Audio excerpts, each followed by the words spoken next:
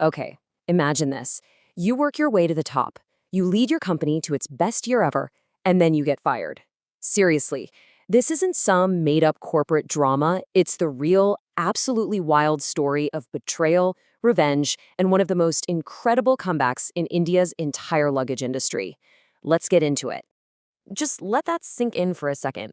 That one sentence pretty much sums up the gut punch for a man named Sudhir Jatia. I mean, 2 decades of your life poured into building an empire, just gone. The hard work, the success, all of it, erased in a heartbeat. And that's what's so crazy about this whole thing. This wasn't because he was failing, not at all. In 2010, Jadia had just guided VIP Industries, the absolute king of Indian luggage, to a massive 50 crore rupee profit. He literally pulled him out of a historic loss just the year before.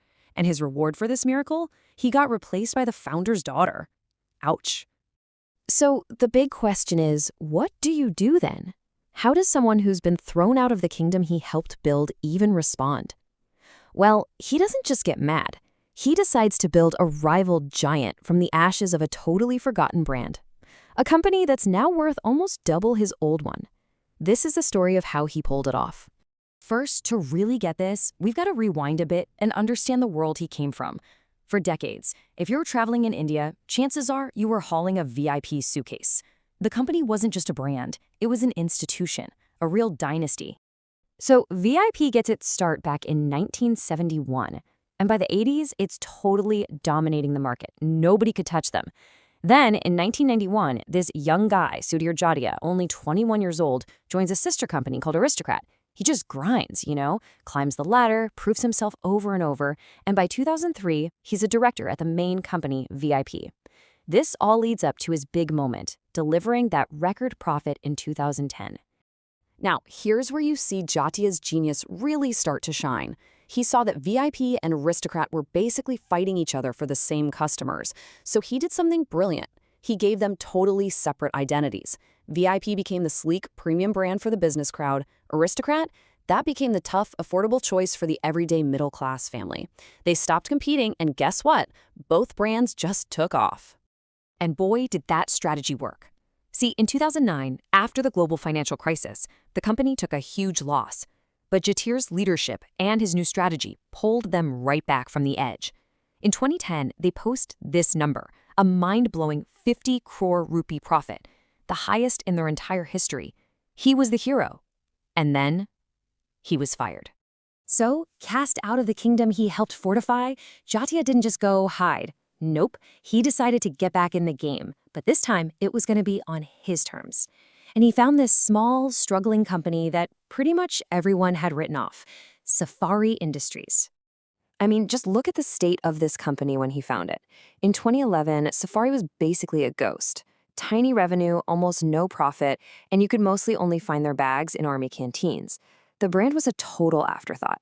To any expert looking in, buying this company looked like a huge emotional mistake. But Jatia saw something nobody else did. And he didn't just dip his toes in, he went all in. He took 29 crore rupees, his entire life savings, and bought a controlling stake in Safari. This wasn't just a business move, this was everything he had.